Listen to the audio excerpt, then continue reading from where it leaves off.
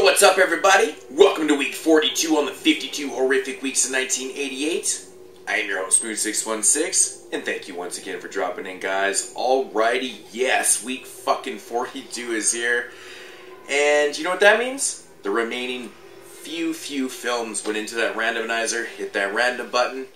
And Glenn, thank you once again for sending me this film. I very much appreciate it. I know this thing's out of print, hard to find.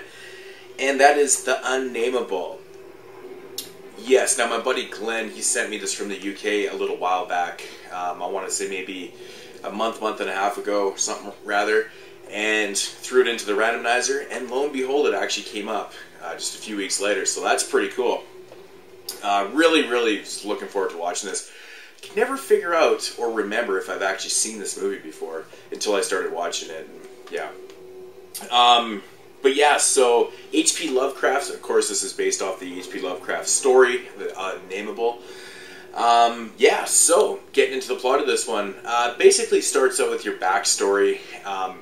It has basically a woman giving birth to this like real hideous monster type deal. So hideous that they can't even name the child. So it is known as the UNnamable. This monster actually ends up killing the family and kind of being locked away in this house deal.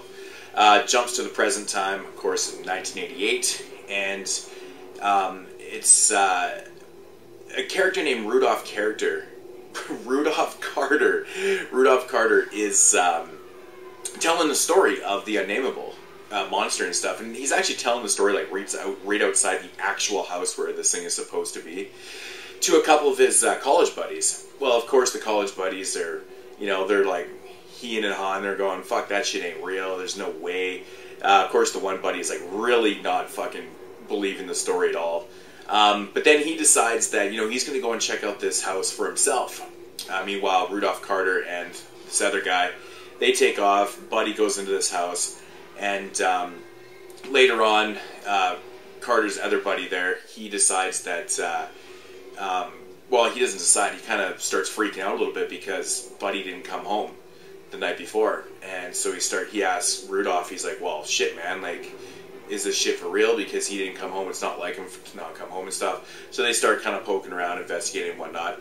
Meanwhile, you got a couple frat boys who basically pick up these two new college students and whatnot, and they decide to take them to that house, you know, to basically kind of fraternize and, you know, get in the girls' pants and whatnot and stuff. And of course, it doesn't really go too well for them as the creature starts tearing some shit up. And yeah, so I'm just going to leave the plot right there of the film. Now my thoughts on this one. This is a pretty interesting story. Now, I believe I've actually read the story before. I read a lot of H.P. Lovecraft stuff years and years ago. I believe the story is actually a lot better than the film, from what I can vaguely remember. I know there's a lot more story to it than this. I kind of touch bases on, you know, the monster very minor in the film, which isn't really necessarily the worst thing in the world. It does kind of keep it a little mysterious to the film. But, you know, overall this movie is basically what you're going to get. It's a monster flick with a bunch of retarded college students that make really poor choices in this house and wind up getting themselves killed.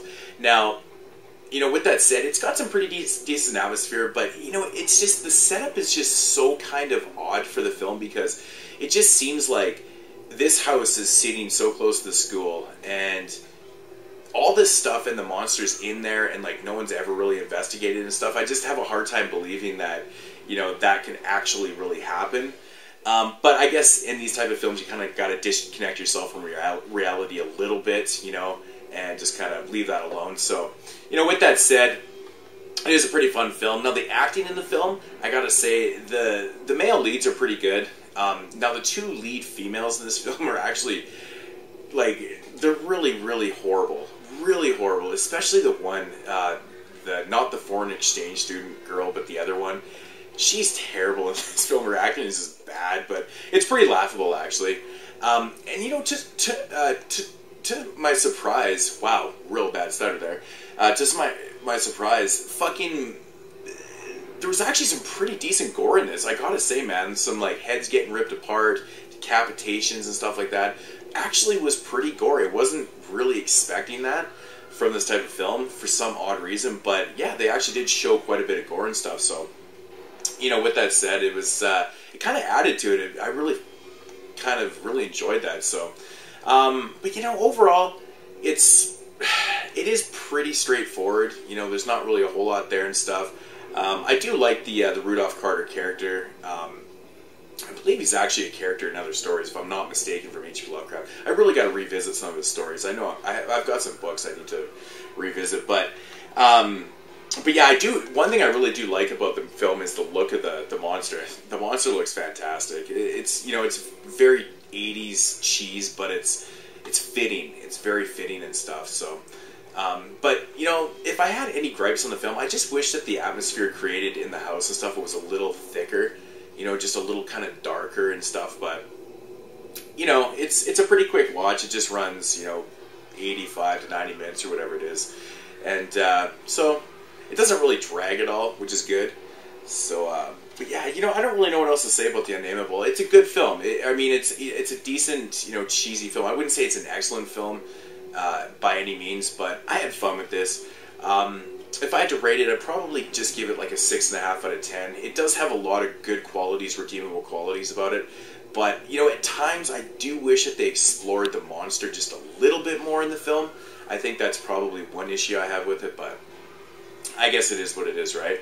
Gonna have to check out the sequel soon here too. So I believe I've never seen that before. I hadn't seen The Unnamable in years and years. Like, I barely even remembered it. But yeah, I don't believe I've ever seen the sequel. So, but yeah, 6.5. It's a good film. If you can find this one, definitely, you know, give it a shot. It's a fun, you know, it's a fun little creature feature, or not creature feature, monster film, I guess is what you call it. So, but yeah, give that one a shot. Thanks again, Glenn, for sending me this. Just fucking fantastic, buddy. Loved it. Really, really fun stuff. So, but yeah. That's going to do it for week 42 here on the 52 Horrific Weeks 1988. Of course, I will be back next week with another random review in week 43. Hope to see you there. Peace out, guys.